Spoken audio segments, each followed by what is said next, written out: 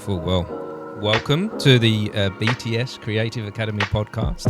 I'm joined by Michael and John. We'll get into a little bit about what you guys are about in a moment.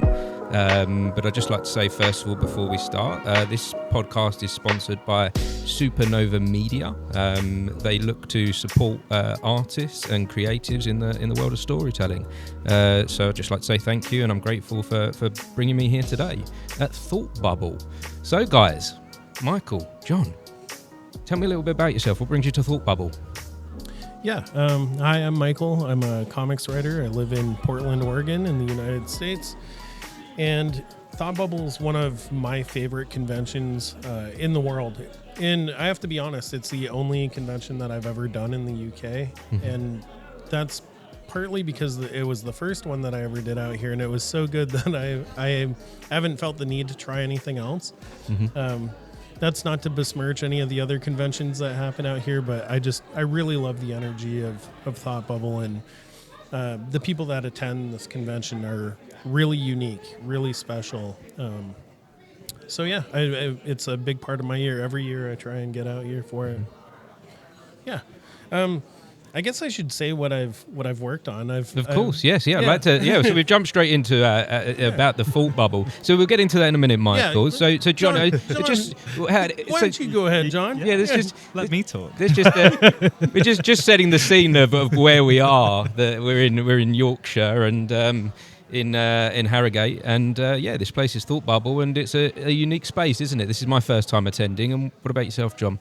So this is maybe the 10th year that I've been here. Oh wow! So I'm a hardcore visitor. Yeah, so I'm local. I'm from Leeds. Right. Okay. But I've been coming to Thought Bubble since before I started properly doing comics. So I can remember the first year that I came here. Mm-hmm. I applied for a table quite on a whim. I was doing illustration, and then I did a little zine, and that was one of the first things I did in comics. And I've just been coming here every year since, as my career's developed. And it's, like Michael said, there's nothing like this anywhere in the world. It is the most supportive convention. You will find people here that will be the kind of AAA names in comics sitting next to people who have never been here before. There's no distinction. It makes everybody feel spectacular. Mm-hmm. It is probably my favorite convention worldwide. Wow. So what makes it so spectacular, so different to everything else? I've got a sense that there's with a lot of these comic book conventions, they mix in a lot of elements of film and TV, whereas here there's a lot of emphasis on the artwork and the comic books solely. So I'm guessing that's got something to do with it? Yeah, absolutely. It's weirdly now it's a rarity that there's a comic convention that is just about comics. Mm-hmm. And it seems to be more common now that there'll be these comic conventions where there are no comics there whatsoever, and it would just be celebrities, or it would be popular culture. But here it is just about comics. It's about the artwork, it's about the creators, and it's about the fans. And that is why it is so popular and it's so successful for everybody that is here, attendees, guests, people that are exhibiting, that everybody feels that they are truly part of this amazing community that is comics. Mm-hmm. And it's something that is more and more of a rarity, I find. There's not many shows that you feel like that from the moment you get in every corner of it. Yes, yeah. And you touched on a really important thing. Beyond there's when you do a show where there's people who, hey, I did a voice on an anime or something, there's a clear distinction of the comic book creators are kind of on brown team, and then everyone else is team silver and gold. I guess these different genres, these different medias, they bring in different levels of money and different levels of attention, and they do have different communities to them. But it's really nice to see one specific community here today. Yep. What is that community like for you guys? I mean, for me, it is. It's hard to put it into words. I think for me, it's a very special community where everybody's welcomed, everybody feels accepted, and everybody's also given a voice. Mm-hmm. And I think for a lot of people, especially that visit Thought Bubble, you'll have a lot of younger generations coming through who will see what is happening here, and they truly feel like they can do that and they can be a part of that. So every year I speak to people who are thinking about going to university, thinking about studying the arts, or just starting to do storytelling in whatever capacity. And then time after time, the next year or the year after, they're here and they have a table, and that's just beautiful to see for me. That is amazing to see the community in action, just supporting each other and making everybody feel enthused about comics. And it's not a convention where it's just about, oh, I'm selling my comic book and I'm here to make money. It is about the meeting people, it's meeting the fans and peers, and encouraging people that they can do this as well. And I think people that create comics, we got good at our disciplines by spending a lot of time alone. You become a decent writer by writing a lot, and that requires you to be alone. To be a great artist, you have to draw all the time. Quite often that means drawing alone. So when we are able to come out of our shells and be around other people who have that, they've had to have that same type of discipline for a great amount of time to be able to achieve the skill level that they're at. It's really exciting to have that moment of being able to commiserate on, hey, we became good at doing this thing alone. Now professionally we do this thing alone, and now we're realizing, hey, it's a lonely life. And being able to hang out with other people who live that kind of lonely life, and for that moment be like, oh, I've got an instant friend group because we've already clicked on this creative shared genetic code that we've got. It's really exciting. And I love that you said there will be somebody who's like an A-list creator seated next to somebody with their very first zine. I think that's so important to keep in mind. Even the concept of an A-list creator, that's a social construct. That's something that doesn't really exist. The only thing that really exists is people working, creating things, and sharing it with each other. And Thought Bubble really personifies that ethic of, hey, we're all just creating things, and let's support each other. One of my favorite things to do here is go and find the stuff that I'm never going to see on my shelves back in the United States. Go get some zines from some people out here. Because like John said, a year or two from now, if they stick with it, quite often they are going to be the people the next big thing, the next A-listers, the next headliners. Yeah. So having come here so regularly, you've seen this growth in this community. You've seen people organically grow and support each other through that time. Yeah, without a doubt. I think I know for me, from my experience, there's year after year I will meet new people here who become my friends. And again, that's an exciting part about it, is thinking about, well, who am I going to meet next year? Who will be my friend next year in this community, in this scene? But you will also see that happen around you. So I think a lot of the time at Thought Bubble as well, people will get a half table and they'll share with somebody else here. And a lot of the time they don't know who they're going to share with, or you don't know who you're going to table next to. And seeing those interactions happening across from me, of people maybe being tentative and shy to begin with, and at the end of the 2 days they're just best friends forever. And just sharing little tips on how to table, or looking at comics and oh, how did you do this, how did you do that? That's something that happens year on year. But I think as a convention grows, there's just more capacity for that as well. So this year they've got the new hall opened.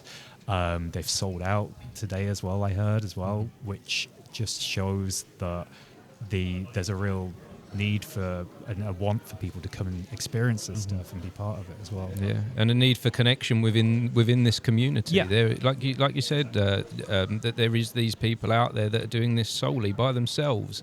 As a writer myself, I know I sit in my shed alone most mornings, jotting things down on a notepad and pen, and so it's so nice for me to be doing this, to be out here connecting with other creatives, and that you need that to be on your own as a creative, but you also need this, don't we? It always feels weird, making comics professionally, you'll see whatever kind of sales numbers you come through, but there's still not a day goes by when I'm drawing a comic and I'm thinking, who is reading this? So whenever somebody comes up who's either one knows what I've done or comes up and gets it signed, it means the world to me, because they've clearly spent the time to not only check out something that I do, but it's then resonated with them in some way and then come up and talk to me. And that's why we do it. We don't sit in isolation to tell stories to ourselves. We tell them for other people, and then getting a chance to meet those people is why hopefully most people make comics and tell stories. So how does this, Michael, how does this affect your creative process then, coming to something like this? I mean, I usually leave feeling inspired to go create more stuff. Quite often, in seeing like the great degree of talent that is everywhere, like you walk through any of these halls here, and it's an embarrassment of riches. Everyone is so good, and to an extent that it can be intimidating and daunting. And then I realize I don't have to do the same thing. That in fact I'm well served to focus on the things that I do best. Which oftentimes it's a process of discovery.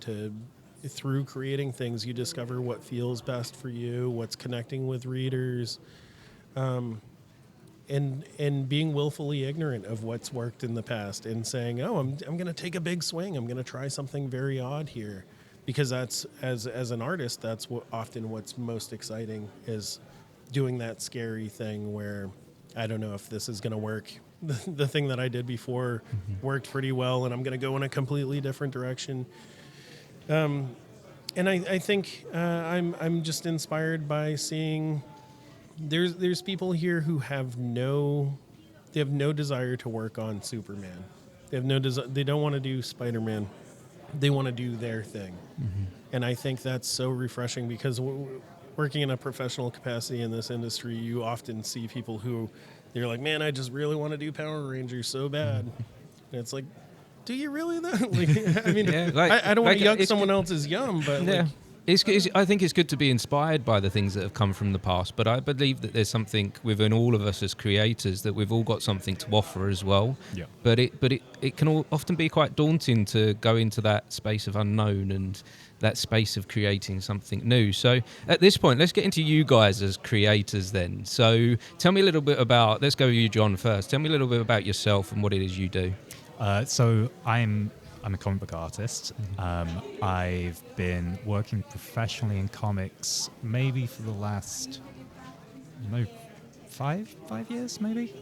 Time flies when you're working on your own. So I've recently finished a series at Image Comics called Infernals. Before that, I did a series called Mindset. I've worked for DC. I worked on Hellblazer. I've done some coloring for Batman Urban Legends. So I've done kind of bits of everything. My style and approach is largely quite a painterly approach that mixes realistic figurative work with something that's a little bit more abstract. I really like emotional storytelling, so I like finding ways that will resonate with a reader and hopefully stick with them, so when they go back and hopefully reread a comic book, that they will experience something new after understanding that story. So they're the types of story that I really like, but now this is why I'm here with Michael, is me and Michael are doing a series that's coming out in December called In Bloom. That's through Boom Studios. I'll let Michael tell a little bit more about that as well. Yeah. Like John, I've been working professionally in comics for 5 years. I've been making comics for a lot more time than that, but I never thought that it would be something that I would do for money. It was always one of my earliest collaborators, Noah Bailey. I've done several things with him, but our most notable ones are Tremor Dose and Double Walker. Both were originally released on the Comixology platform, and now they're in print through Dark Horse. But when I met Noah, he knew that I wrote comics, and he's an illustrator, and he said, "Hey, I'd like to make a comic with you." And I said, I don't have any money, and I don't have any publisher behind me. And he said, I don't care. I really like you, and I want to work with you. So we called it a financial suicide pact. Where it was Sounds like, good. Sounds in. We're just gonna make this. What's the deal with that then? How do you, do you sign off in blood? Yeah, we just said we're gonna make this thing, and we'll publish it on our own dime. And this was before Kickstarter was really an option. We were gonna make a book and lose money on it, as I had lost money on every zine that I had made prior to that. And then thankfully, we found a publisher for it. We were able to make a small amount of money on it, and then it turned into a bunch of other things. I've subsequently worked for DC Comics for a number of years. I've written Wonder Woman, Batgirls, Nightwing, Batman, Animal Man. I've dabbled in pretty much everything over at DC at this point. So this coming year, I really wanted to focus on doing more creator-owned stuff, because that's what really excites me the most. Don't get me wrong, I love playing in the big sandbox with other people's toys, but telling my own stories is the best, and it's even better when I can snake charm somebody like John, John did a great job. Like, you did a great job saying who you are and what you've worked on. Look up John J. Pearson online. His art is mind-blowing. And I'm not the only one who believes that, because he's got an Eisner Award for it. So that's pretty good. So I've been kicking around this idea for In Bloom for a decade, at least. I've pitched it to every publisher multiple times. It's being published by Boom. I've pitched it to Boom 3 or 4 times. They just kept forgetting that, or I would pitch it to a different editor. Eventually, I don't know if it was I had developed enough of a readership, or if I figured out how to properly run it down the channels, but finally got them to greenlight it, and bringing John on, it changed everything. I feel like I've had to go and rework the whole thing, knowing, I'm going to have this top tier artist who I've admired for literal years. Somebody who I never would have imagined I would get to work with is going to work on this critical book that has lived in my head and heart for so long. So In Bloom is going to come out on December 12th, I believe. December 11th. December 11th. There you go. And it's so we're in an exciting time at the moment, aren't we? Where you're just about to take off and launch this. Yeah. Get this out into the world. Yeah. You've had this idea bubbling away for a long time. You've put the work in, and now the world is going to get a chance to see it. Yeah. So you're given a really inspiring kind of story there, where you've worked on something for a number of years. You didn't necessarily, always have the money, or you weren't being paid to do this, and that's often the hard thing with the arts, isn't it? And when we're being creative, is to try and make the business element of this work. And your example there of keep going to the publishers, keep going back and forward and back, and at some point it clicked for you, didn't it? Do you have any idea where the click was, where the moment of being able to push this forward? Within Bloom, it's probably a perfect storm of things. I like having some success with some of the mainstream publishers. Certainly, that's not something that most people will have access to. But what I will say is, in selling Tremor Dose, which at the time I had no professional credits, I was able to sell it to Comixology Originals. And the way that I did it was, I was just as honest as I could be about who I am and what I can offer to a publisher. And what I said is, I'm going to work really hard. I'm going to make sure that this book is delivered on the date that you've asked for it. And I'm going to make sure that it's something that no one has ever seen or read before. And that sounds self-aggrandizing, but I think if you're a creator and you don't believe that you can offer something that somebody else can't, do something different. Like, try. You can. Every human being is a unique and beautiful thing. Find the thing that is unique and beautiful about you, whether it's your perspective, even if it's the bad thing about you. Find a way to work that into your stories and into your art, and that's how you'll do it. Persistence, not accepting a no, finding a friend who will work with you, making that financial suicide pact and saying, we don't need a publisher, we're going to get it done. I mean, I think that's the same with me as well. I think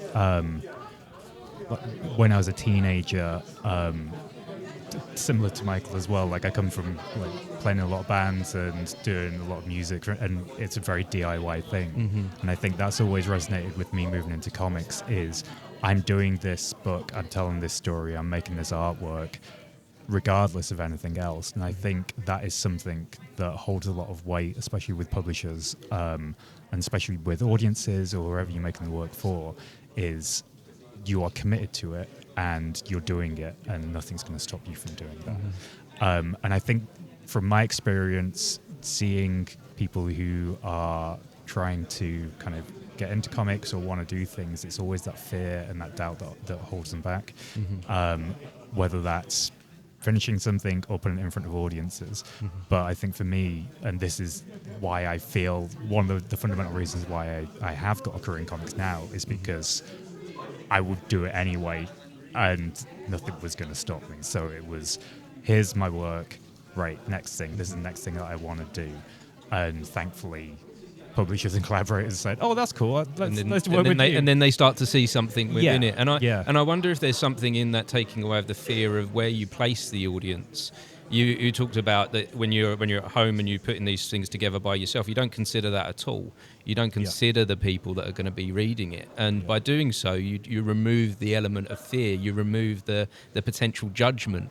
I know for me personally, that's held me back a lot in life, and that's a lot of the creative ideas and stories that I've come up with personally haven't moved forward because I used to, for a long time, sit there and go, well, what are people going to think about this? How are people going to judge How are people going to judge my soul? Like they're going to know something about me when they read this. But that's the special thing about it. People want that insight. They want to know your soul. They want to know your soul. They do, yeah. And once I freed myself from that with doing this, and I talk very openly on this now, people are a lot more engaged and a lot more open to sharing with me, and also listening in and being an audience through that honesty. I was out for drinks with a really high level, right? And I say high level in terms of skill. I was out with a writer that I admire incredibly, and he was telling me about when he was in university, he was studying chemicals or something, and he said somebody left the top open on acetone or some type of chemical that creates an odorless, colorless kind of fog in the room that if you spend enough time around it, it's like sniffing glue. And I guess he and his lab partners were in this lab for hours. He said by the end we were kind of giggling and acting weird, and then somebody discovered, oh my God, we've been breathing this terrible chemical. Excellent. Not excellent, but it sounds fun. I was like, that's cool. And I said to him, oh, imagine you didn't destroy all those brain cells, the types of amazing stories you'd be telling. And he was like, no, I'm so glad I destroyed those brain cells, because I think that's the thing that took the fear of telling stories away from me. I can't believe we're going here, because this is what's happened to me. That I had an accidental overdose on edible marijuana.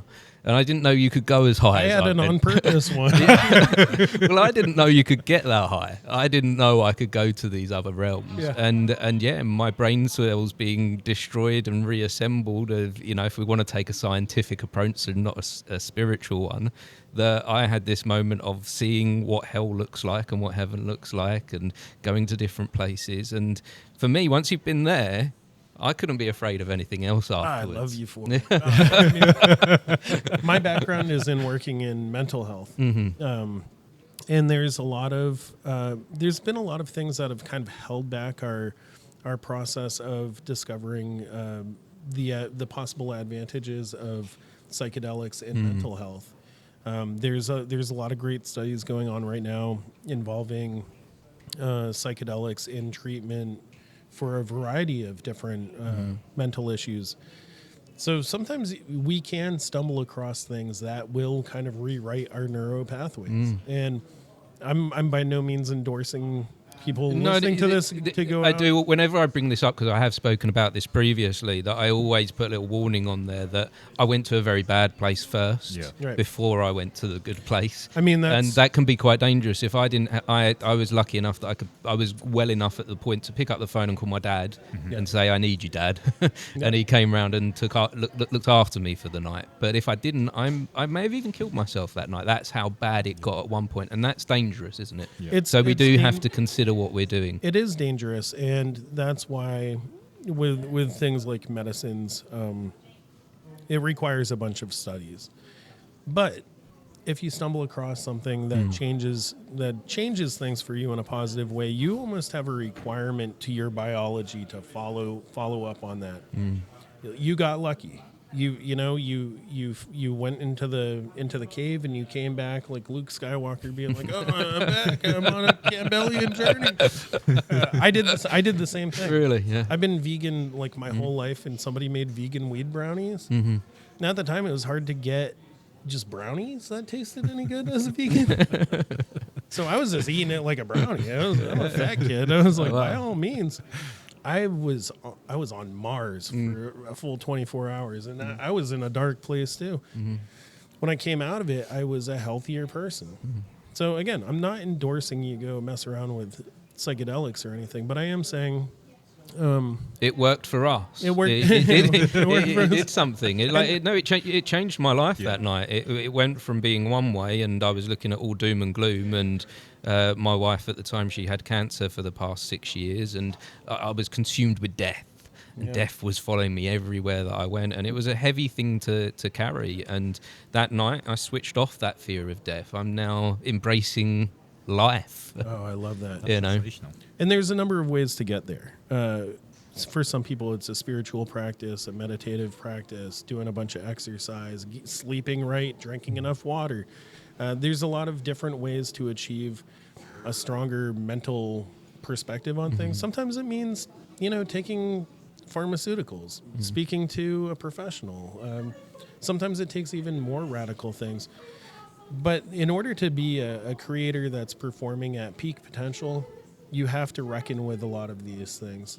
I think it's really easy to romanticize alcoholism in writing or mental illness and being an illustrator. We all love the stories of like, oh, this person cut their ear off and then painted the most You don't got to cut your ear off. Think about how much better and how much more productive you would be if you didn't if you didn't go through that. But maybe there's an element of that. I am questioning whether I did have to suffer in my past life, whether I did have to have these elements of darkness to understand the light that there is as well. I feel like a lot of artists, the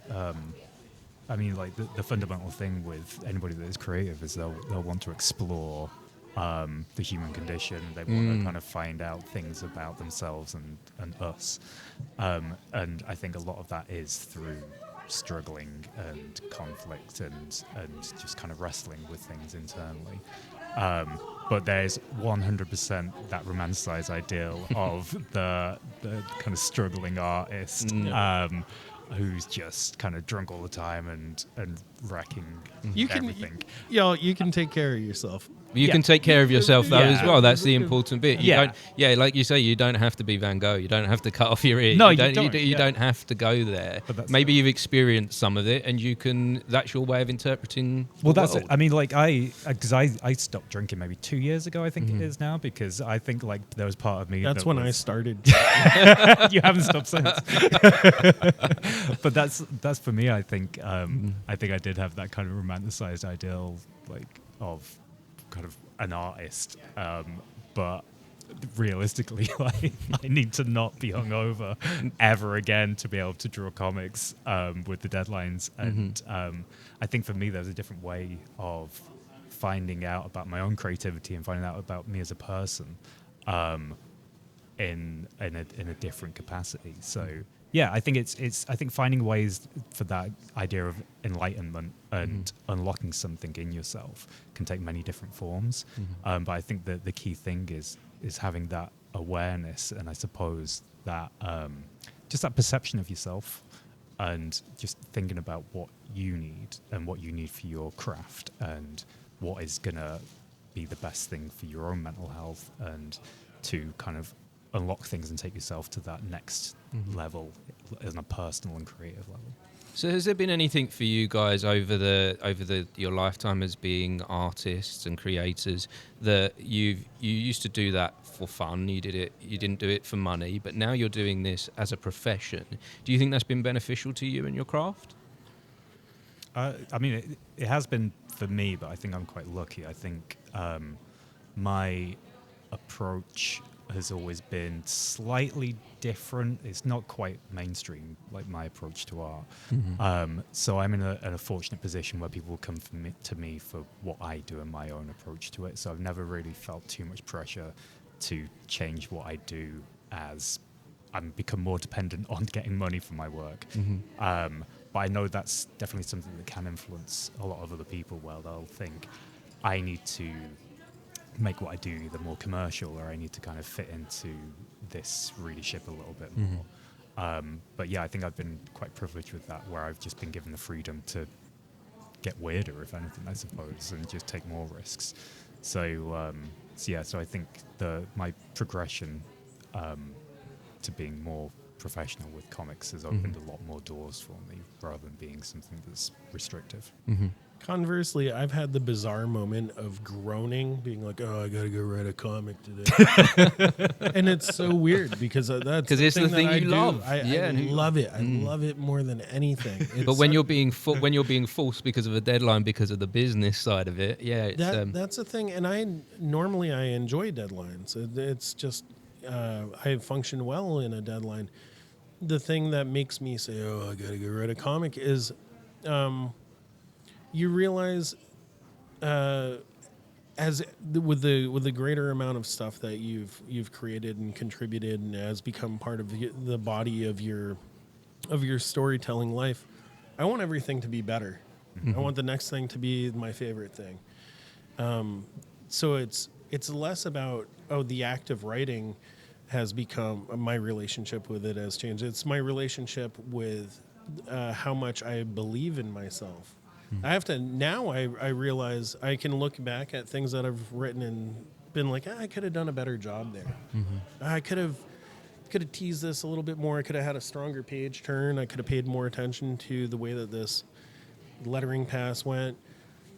So I find myself, before I sit down to write, I have to cleanse myself of all that type of thinking. Similar to, I have to forget about the readership. I have to forget about me. Having to one up myself. You sit down and you write it. Is there there's a moment for that self-critique? There's a moment for that self-assessment, but we shouldn't carry it all the way through the work. Do that after you get your draft down. Get the draft down, and then when you're going back, it's like Hemingway said something like, "Write drunk and edit sober." You don't have to take that literally. What he's saying is be free when you're drafting something. Similarly, if you're an artist, when you're doing the thumbnails before going into the pencils or inks or whatever your process is, be free, because that's when you're going to discover the cool stuff. It's the same thing as brainstorming. They say just write down every idea, and your draft is a place where you can get as crazy as you want. You can even break the story there and then go back and kind of get it back into place. But giving yourself the permission to do that can be pretty hard sometimes. And that's the moment that I grown. It's very rarely about deadlines. It's very rarely about having to do something, which that's the thing about jobs that we don't like, is you got to be here and you got to stand behind that desk and you got to wear this smock or whatever. We don't have to do any of that stuff. We can look like bums, and we do. We do. But the thing that we have to face is ourselves in the mirror and say, am I wasting my time? Am I wasting John's time? When I write a script, I have to know, like, man, when this hits John's inbox, I want John to be like, oh, hell yeah. Like, I can't wait to draw this thing. And as a writer, if you aren't the one illustrating the work, you have to be thinking about the artist and thinking, what's going to make them excited? What's going to get them... I was like a guest instructor in Brian Michael Bendis thing. He teaches in a college near me. And he said something brilliant. He said, when he put Spider-Man on a rooftop for 3 pages, you have to know that the artist that's drawing that is going to be living on that rooftop with Spider-Man for like 4 days at least. And I think about that all the time. I'm like, with John, our book is called In Bloom. It's about the human microbiota kind of waking up. I read somewhere that like 43% of the genetic material in a human body is not native to you. It belongs to fungus, bacteria, virus, various other things that aren't native to your own organism. And I was like, oh, what if these things kind of developed a consciousness of their own and decided, oh, we need to act right now to save humanity. If humanity keeps going down this path, humans are going to go extinct.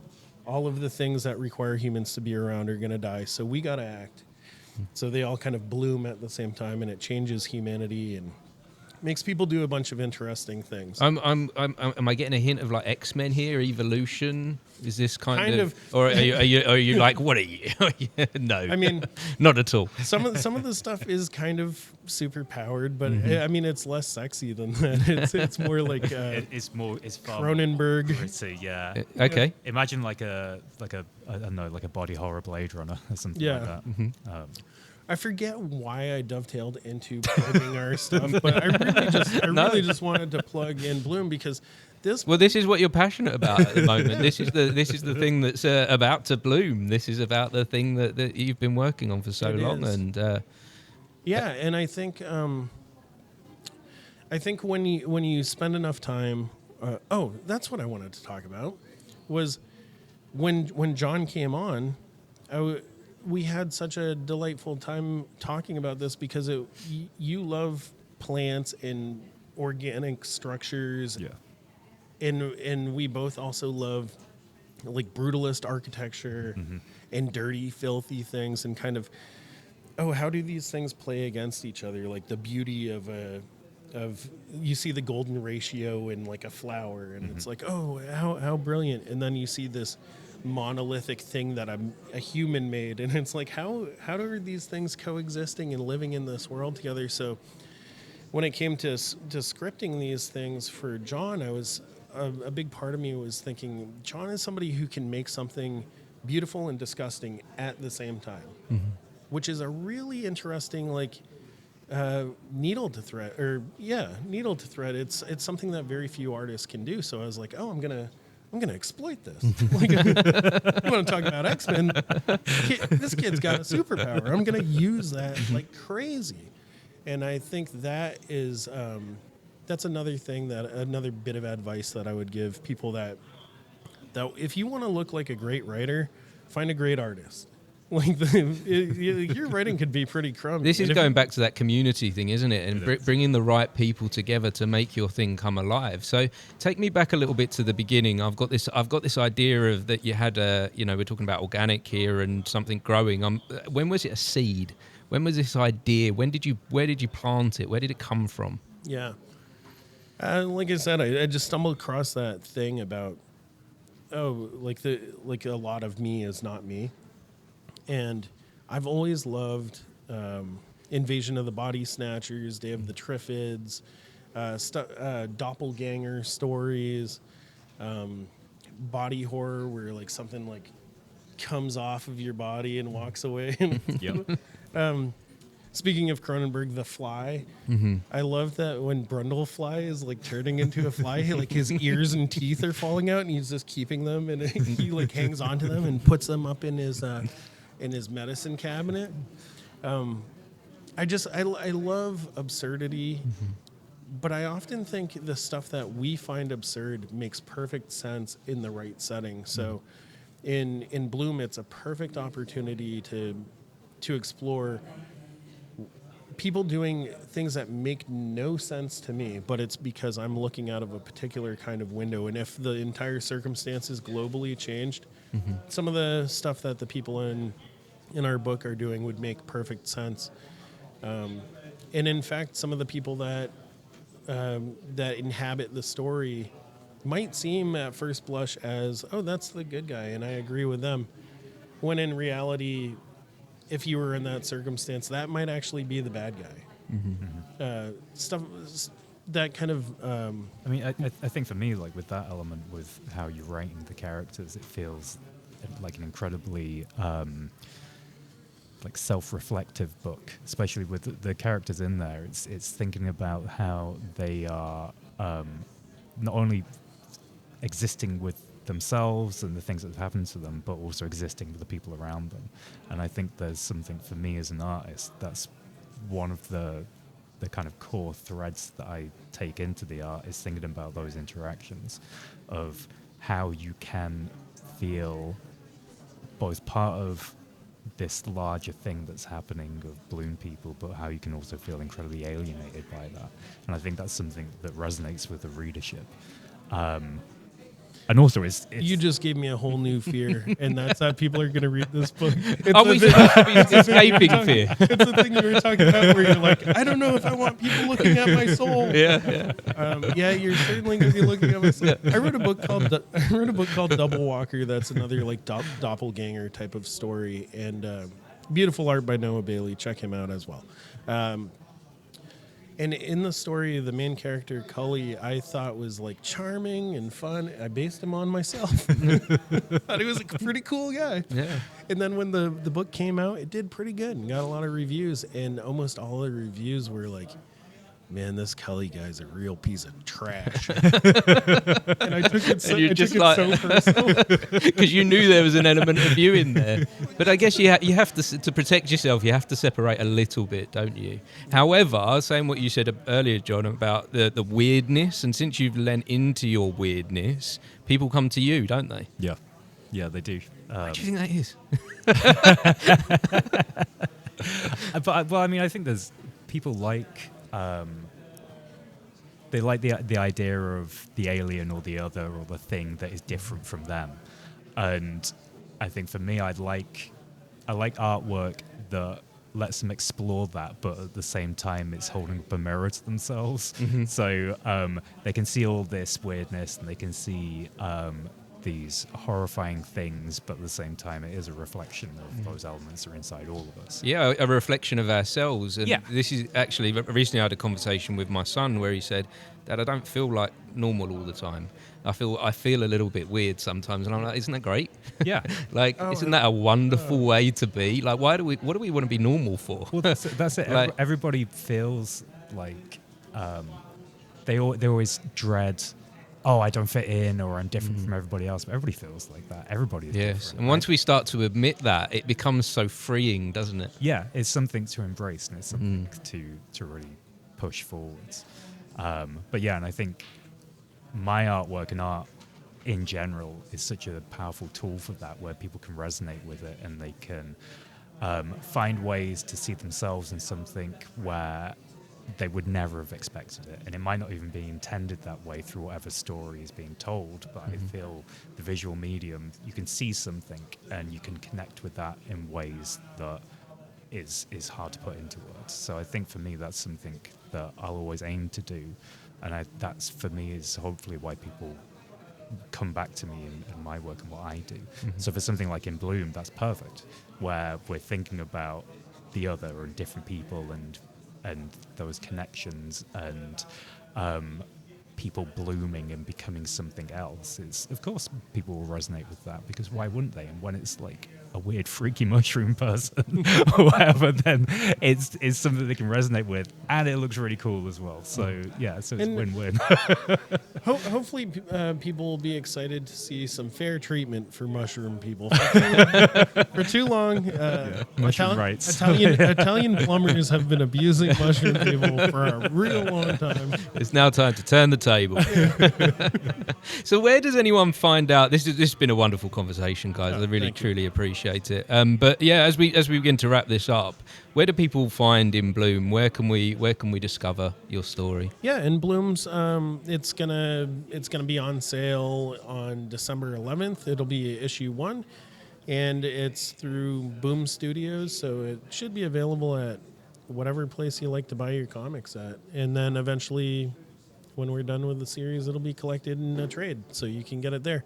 I'm sure it'll also be available on places like Comixology if you prefer to read things digitally. So, yeah. And in the meantime, John and I both are kind of sharing like little teasers and treats of it.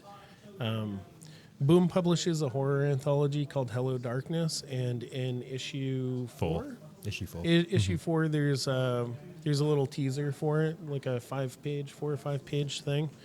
So yeah, if you want to, if you hear this before then, you want to track that down, that's a good place to get a little sneaky peek. And I'll be sure to add it in the comments below this podcast so that people can find it easily as well. But actually, I said that was the last question, but there's one more question that's just come to mind. So if there was anyone that's listening out there or watching and they're seeing you guys and they admire the work that you do, but they're in their early stages of becoming an artist or a writer, what advice would you give them to set them off on their journey? I would say, first of all, you're already an artist. There's no becoming an artist. You already are one. Loving that. I'm pointing at John and dancing. Well, so many people say, "Oh, I want to be an artist," and it's like you are an artist. Yes. And second of all, is just do it. Don't wait for anybody. Don't wait for permission. That could be our slogan. Just do it. Yeah, nobody's done that before. That's cool. I like that. Trademark that. Yeah. It's like if you want to make comics, make a comic. That's it. Make a comic. Go to somewhere like Thought Bubble. Get a table. Find your audience. Meet people who you connect with. Meet collaborators. Just go out there and do it. If you want to make comics, or you want to be an artist, or you want to tell stories, then you've already got the key thing, which is that passion and that desire. So don't let anything get in your way. Just go out there and make your art and make it happen for yourself. Yeah. Just do it with your friends. Do it without expectation of blowing up or doing it professionally. And if you do it and do it long enough, magic things happen. You can certainly say, my goal is to do this, that, or the other thing. And I think there's real power in manifesting something and writing down goals and working toward them. But there's an equal amount of power in doing something without expectation because it feels good. We've talked a bit about mental wellness here. If it makes you feel good to make comics, make comics. And I bet you your comics are pretty good and will make somebody else feel good, and you'll develop a micro community that'll turn into a macro community, and next thing you know, you own the world. Which is what I like that was 3 steps. You made a zine, and now you own the world. Yeah. Brilliant. Well, thanks again, guys. I do truly I've got one quick question. Let's jump in. I've got one question for John. Oh, I want to hear this. For me? Okay. Yeah, do you have $5 I can borrow? do we use dollars here? I probably do have $5 in my wallet, actually. Yeah. Also, writers, understand that you are a vampire, so treat your artists as well as you can. You're a vampire. Me too. Well, great. Such a pleasure. It really has been. Thank you very much. And if anyone has been watching or listening to this conversation, we appreciate. There's a visual. Yeah, there's a visual element to this as well. Yeah, wow. So they're there on the video. Look at this. Here's John and Michael. He doesn't like when I touch his hair, but no, I do really. Yeah. This has been great, guys. I really look forward to reading in Bloom. Thank you so much. Thank you. Thank you. Cheers. Bye-bye. Lovely. Oh, that was great. That was cool, guys. Appreciate it. Thank you. Such a pleasure. Thank you. It was nice. Yeah.